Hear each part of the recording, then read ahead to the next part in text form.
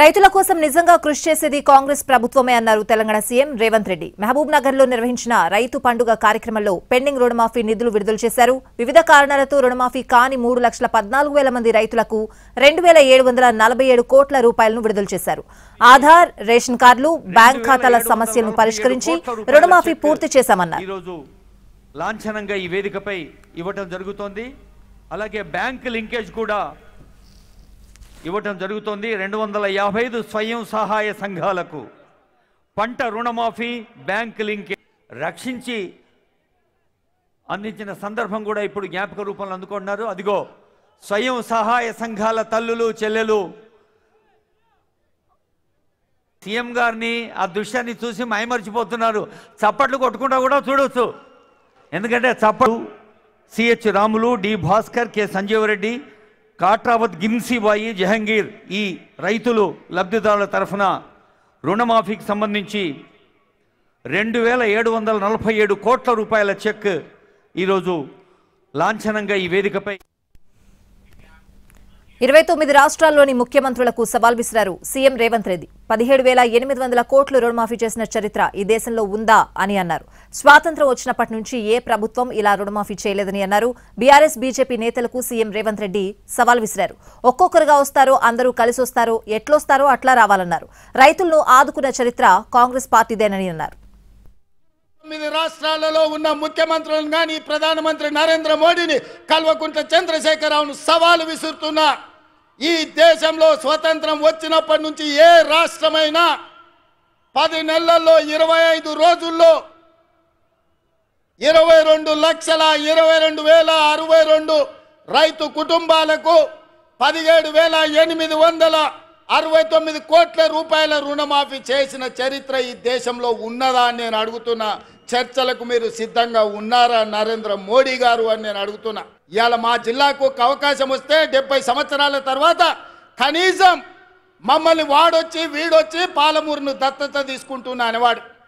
ఆనాడు చంద్రబాబు నాయుడు కావచ్చు, రోజే కావచ్చు, కిరణ్ కుమార్ రెడ్డి కావచ్చు, తెలంగాణలో చంద్రశేఖరరావు పాలమూరుకు వచ్చి పాలమూరుని దత్తత తీసుకుంటున్నా అనేవాడు. కానీ ఇవాళ మీ ఆశీర్వాదంతో మీ పాలమూరు బిడ్డ, సొంత బిడ్డ, ఎవడి దయాదాక్షిణ్యాలు అక్కర్లేదు, మమ్మల్ని ఎవరి దత్తత తీసుకోవాల్సిన పని లేదు, మా వాడే మా బిడ్డనే ఈ రాష్ట్రానికి ముఖ్యమంత్రి అయ్యిండు, సంతకాలు పెడతాడన్నప్పుడు కాళ్ళల్లో కట్టెబెట్టడం న్యాయమా మిత్రులారా? మీరు ఆలోచన చేయండి. బీజేపీ నాయకులను, బీఆర్ఎస్ నాయకులను ఒకరొక్కరికి వస్తారో, అందరు కలిసి వస్తారో, ఎట్లొస్తారో అట్లా రాండి. అసెంబ్లీలో తేలుద్దామా, పాలమూరు గడ్డ మీద తేలుద్దామా? మొదటి సంవత్సరంలో 25 లక్షల రైతు కుటుంబాలకు 21,000 కోట్ల రూపాయల రైతు రుణమాఫీ చేసిన పేటెంట్ కాంగ్రెస్ పార్టీ గ్యారంటీ అని నేను చెప్పదలుచుకున్నా. గ్యారంటీల గురించి మాట్లాడాల్సి వస్తే స్వతంత్రం వచ్చినప్పటి నుంచి దళితులకు, గిరిజనులకు, ఆదివాసీలకు, బలహీన వర్గాలకు భూ పంపకాలు చేసి అసైన్మెంట్ పట్టాలు ఇవ్వడం ద్వారా ఆ గ్యారంటీ మాది, రైతులను ఆదుకున్న చరిత్ర మాది. 70 సంవత్సరాల తర్వాత మీ బిడ్డ కొండారెడ్డిపల్లి నుంచి బయలుదేరిన ఒక రైతు బిడ్డ మీ అభిమానంతో ఈ తెలంగాణ రాష్ట్రానికి మళ్ళీ నాయకత్వం వచ్చే అవకాశం వచ్చింది. నా జన్మ ధన్యమైందని చెప్పి నేను ఈ సందర్భంగా తెలియజేస్తున్న మిత్రులారా, ఈ అవకాశం ఆషామాషిగా వచ్చింది కాదు. ఈ వచ్చిన అవకాశాన్ని అల్లరి చిల్లర పనుల కోసమో, అనవసరమైన ఖర్చుల కోసమో, ఆర్భాటపు ఏషాలు వేయడానికో కాదు. ఎందుకు ఇవాళ ఈ కోపం, ఈ ద్వేషం బీఆర్ఎస్ వాళ్ళకని అడుగుతున్నా.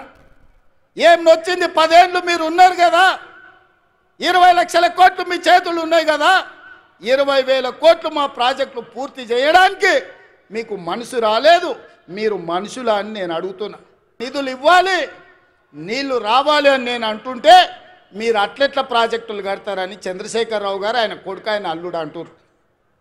నేను అడుగుతున్నా నా పాలమూరు సోదరులు, మళ్ళీ వస్తుందా మనకి అవకాశం? ఇట్లాంటి అవకాశం మనకు వస్తుందా?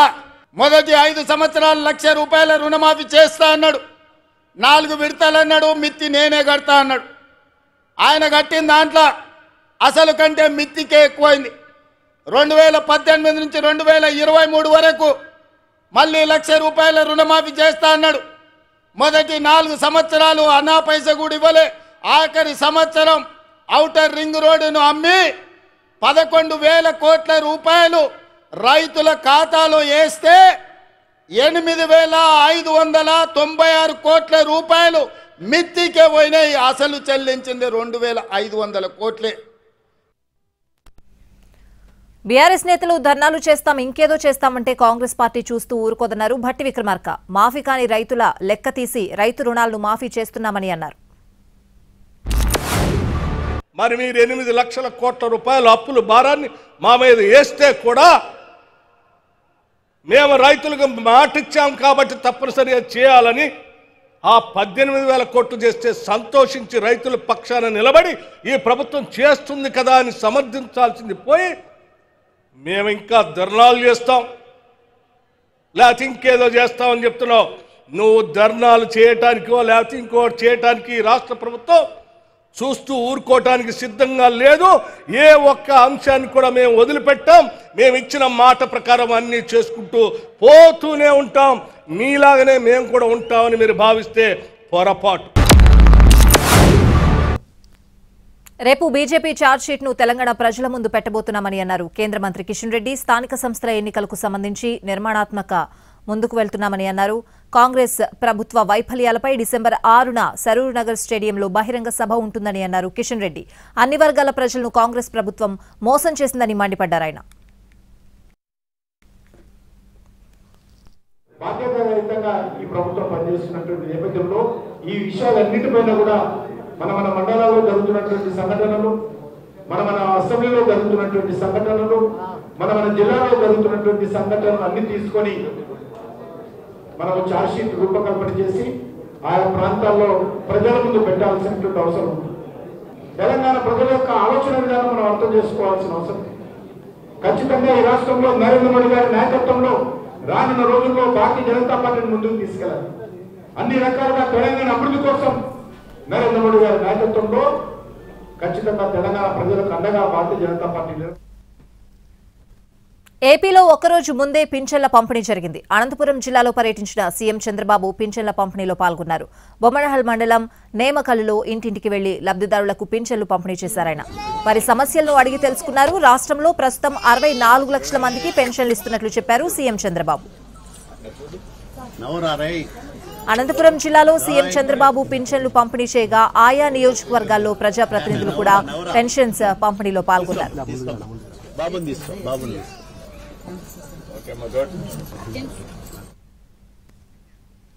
రేషన్ బియ్యం వ్యాపారులను వదిలిపెట్టబోమని అన్నారు ఏపీ సీఎం చంద్రబాబు. పింఛన్ల పంపిణీలో అవినీతి ఉండదని అధికారులకే ఆ బాధ్యత అప్పగించామన్నారు. ఉచిత ఇసుక విషయంలో ఎవరు అడ్డొచ్చినా ఊరుకోబోమని అన్నారు. భూ కబ్జాలు చేస్తే తాట తీస్తామన్నారు చంద్రబాబు. పేదవాళ్ళకు 2 రూపాయలకి ఉచితంగా బియ్యం ఇస్తే ఆ బియ్యాన్ని కూడా రీసైక్లింగ్ చేస్తున్నారు దొంగలు.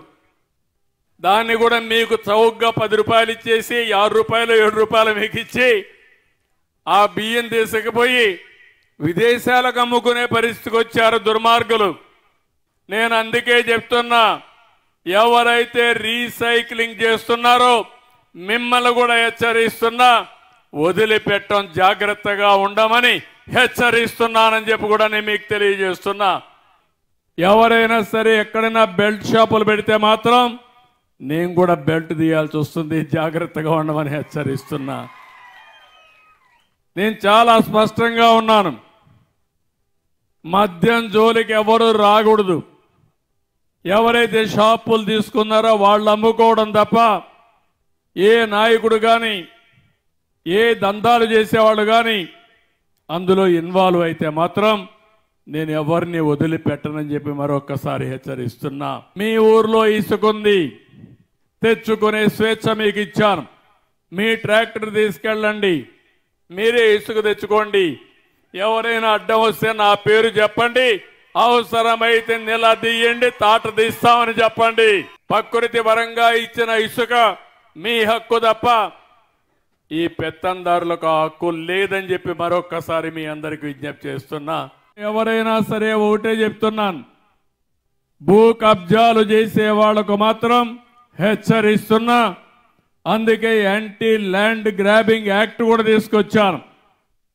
మీ భూమి ఎవడైనా కబ్జా చేసిన జోలుకొస్తే తాట తీసే బాధ్యత ఈ ప్రభుత్వం తీసుకుంటామని హెచ్చరిస్తున్నా. ల్యాండ్ ప్రొటెక్షన్ యాక్ట్ను కూడా తీసుకొచ్చి మొత్తం కబ్జాలు చేస్తూ ఇష్టానుసారంగా భూములన్నీ రికార్డులు మార్చేసే పరిస్థితికి వచ్చారు. కర్ణాటకలో 1200 ఇస్తారు. నేను ఇచ్చేది 4000 రూపాయలు ప్రారంభమే. పక్కన బార్డర్ దాటితే 1200. మీకు ఈ వ్యత్యాసం కనపడతా ఉందా లేదా అని మిమ్మల్ని అడుగుతున్నా. ఈరోజు కేరళలో 1600, ఒరిస్సాలో 700, తెలంగాణలో 2016. అంటే పేదల పట్ల ఏ విధంగా ఆలోచిస్తున్నాం? తవ్విన కొద్దీ తప్పులున్నాయి, ఎక్కడ చూసినా అప్పులైపోయినాయి, వాళ్ళు చేసిన పాపాలన్నీ బయటపడుతున్నాయి. 10 లక్షల కోట్ల రూపాయలు అప్పు చేశారు. ఎన్ని పాపాలు చేయాలన్నీ చేశారు. ఎక్కడికక్కడ అవినీతి కార్యక్రమాలు చేశారు. కడాన రాష్ట్రం అయితే దివాలా తీసి ఈ నెల జీతాలు ఇస్తామా లేదని భయపడే పరిస్థితి. కూటమి ప్రభుత్వంలో డిప్యూటీ సీఎం పవన్ కళ్యాణ్ అసమర్థుడని తేలిపోయిందన్నారు మాజీ మంత్రి అంబటి రాంబాబు. రేషన్ బియ్యం అక్రమ రవాణాను అడ్డుకునే చిత్తశుద్ధి ఆయనకు లేదన్నారు. పవన్ కళ్యాణ్ తీరు చూస్తూ ఉంటే ఆయనకు లెక్కలేనంత తిక్క ఉందని తెలుస్తోందని ఎద్దేవా చేశారు అంబటి రాంబాబు.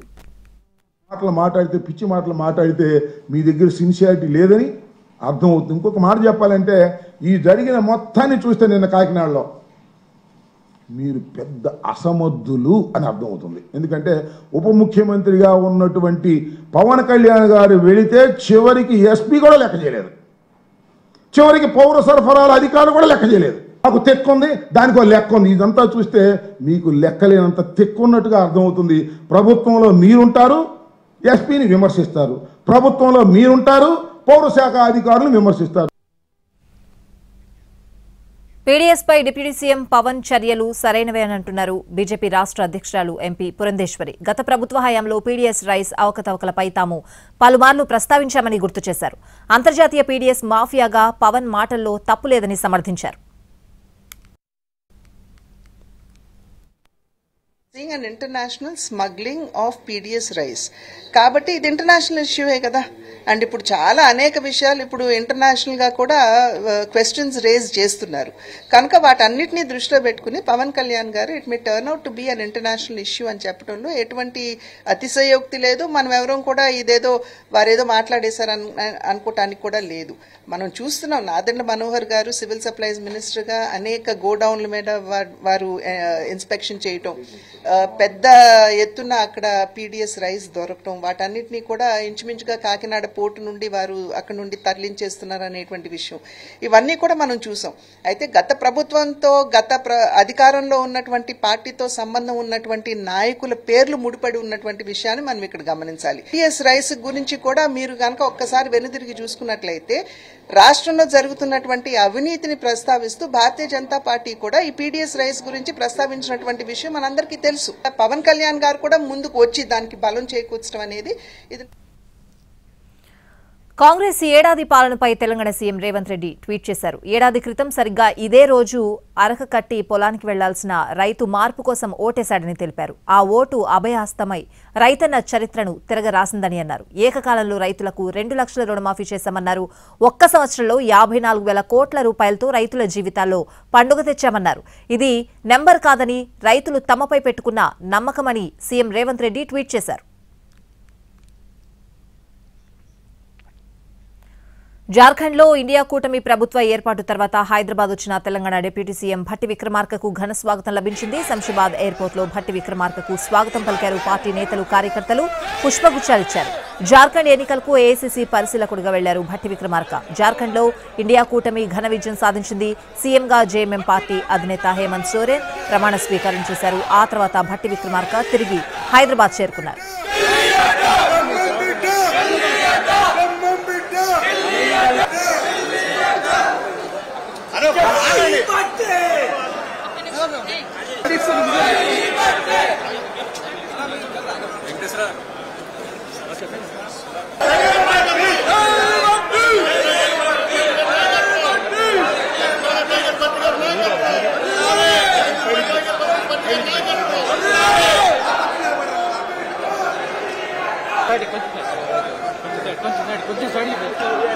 బయటికి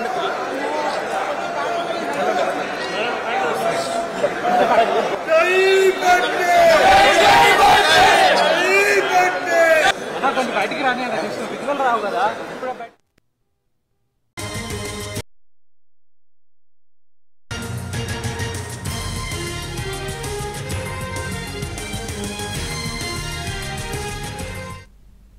హైదరాబాద్ ఎస్పీ నగర్ లో ట్యాంకర్ నుంచి ఆయిల్ లీక్ అయింది. ఈసీఐఎల్ నుంచి నాగారం వెళ్తోంది ఆయిల్ ట్యాంకర్. ఆయిల్ లీక్ కావడంతో ట్యాంకర్ వెళ్లే మార్గమంతా ఆయిల్ పడిపోయింది. దీంతో ఆ మార్గంలో వెళ్లే వాహనదారుల ఇబ్బందులు పడుతున్నారు. బైక్లు అదుపు తప్పి పడిపోవడంతో 40 మందికి గాయాలయ్యాయి. ఆయిల్ ట్యాంకర్ డ్రైవర్ నిర్లక్ష్యమే కారణమని వాహనదారులు ఆరోపిస్తున్నారు.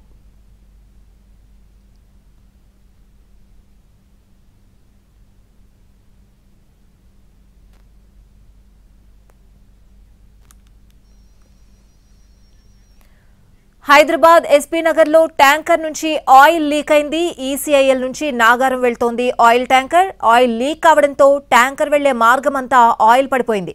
దీంతో ఆ మార్గంలో వెళ్లే వాహనదారులు ఇబ్బందులు పడుతున్నారు. బైక్లు అదుపు తప్పి పడిపోవడంతో 40 మందికి గాయాలయ్యాయి. ఆ విజువల్స్ కూడా ఎన్టీవీ స్క్రీన్ మీద చూడొచ్చు. ఆయిల్ పడిపోవడంతో బైక్లన్నీ కూడా స్కిడ్ అవుతున్న పరిస్థితులు అయితే మనం చూస్తున్నాం. ఆయిల్ ట్యాంకర్ డ్రైవర్ నిర్లక్ష్యమే కారణమని వాహనదారులు ఆరోపిస్తున్నారు.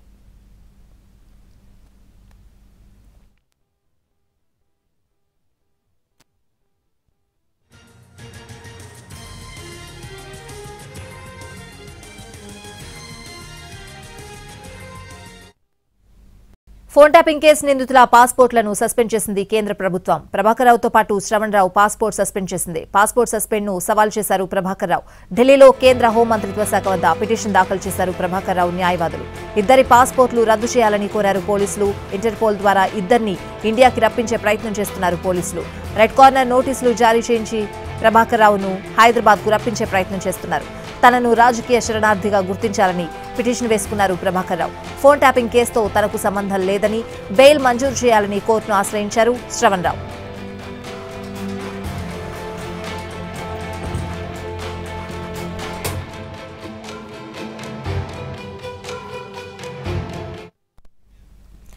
తెలంగాణ ఇరిగేషన్ శాఖలో ఏఈగా పనిచేస్తున్న నికేష్ కుమార్ వద్ద 300 కోట్లకు పైగా విలువ చేసే రూపాయలు అక్రమాస్తులున్నాయి. ఏసీబీ అధికారులు సోదాలో ఇవి బయటపడ్డాయి. నికేష్ కుమార్ ఇంటితో పాటు బంధువులు, సన్నిహితుల ఇళ్లు తదితర 20 వేర్వేరు ప్రాంతాల్లో ఏసీబీ తనిఖీలు చేసింది. దీంతో నికేష్ కుమార్ అవినీతి చేప కాదని, భారీ తిమింగళమని తేలింది. పెద్ద మొత్తంలో అక్రమాస్తులు బయటపడ్డాయి.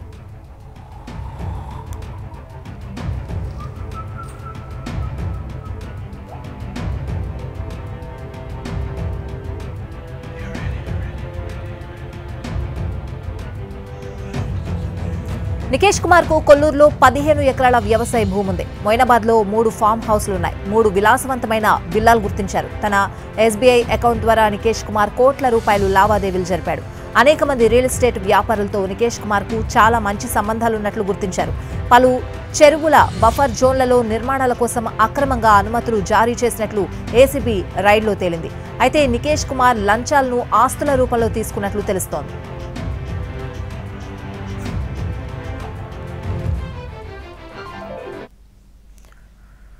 అమెరికాలో తుపాకీ తూటాలకు మరో తెలుగు విద్యార్థి బలయ్యాడు. చికాగో వద్ద దుండగులు జరిపిన కాల్పులో ఖమ్మం జిల్లా రామనపేటకు చెందిన నూకరాపు సాయితేజ చనిపోయాడు. సాయితేజ ఎంఎస్ చదవడానికి 5 నెలల క్రితమే అమెరికా వెళ్లాడు. అతను షాపింగ్ మాల్లో పార్ట్ టైం జాబ్ చేస్తూ ఉండగా దొంగతనానికి వచ్చిన దుండగులు కాల్పులు జరిపారు. ఈ ఘటన నిన్న సాయంత్రం జరిగింది.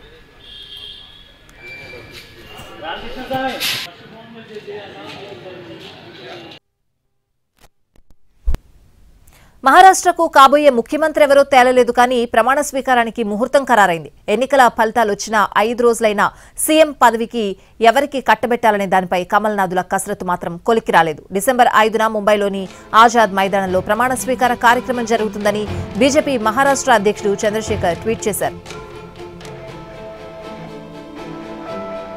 మహారాష్ట్ర ముఖ్యమంత్రి పదవిని బీజేపీ నేత దేవేంద్ర ఫడ్నవీస్ కిస్తారా లేక శివసేన నేత ఏక్నాథ్ షిండేలకి కట్టబెడతారా అనే చర్చ జరుగుతూ ఉంటే కొత్త పేరు తెరపైకొచ్చింది. మురళీధర్ మహోల్ ను సీఎం చేసే ప్రయత్నాలు జరుగుతున్నట్లు తెలుస్తోంది. ప్రస్తుతం పూణే నుంచి లోక్సభ సభ్యుడిగా ఉన్న మహోల్ పౌర విమానయాన సహాయ మంత్రిగా ఉన్నారు. గతంలో పూణే మేయర్గా పనిచేశారాయన. ఇతనికి ఆర్ఎస్ఎస్ బ్యాక్గ్రౌండ్ ఉంది.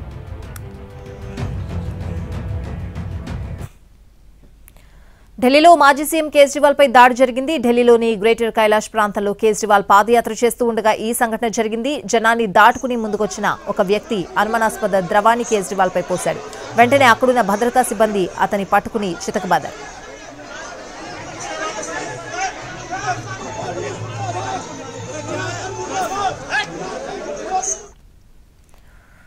కొన్ని అంశాలను ప్రతిపక్ష పార్టీలతో చర్చించేందుకు బీజేపీ భయపడుతోందని అన్నారు కాంగ్రెస్ ఎంపీ ప్రియాంక గాంధీ. అందుకే వారం రోజులుగా పార్లమెంట్ వాయిదా పడుతూ వస్తోందని అన్నారు.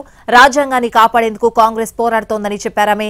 ఎంపీ హోదాలో తొలిసారి వాయనాడులో పర్యటించారు ప్రియాంక గాంధీ. రాహుల్ గాంధీ కూడా ప్రియాంకతో వాయనాడ్ వచ్చారు. ఎంపీగా గెలిపించినందుకు వాయనాడ్ ప్రజలకు కృతజ్ఞతలు తెలిపారు ప్రియాంక గాంధీ. రోడ్ షో కూడా నిర్వహించారు.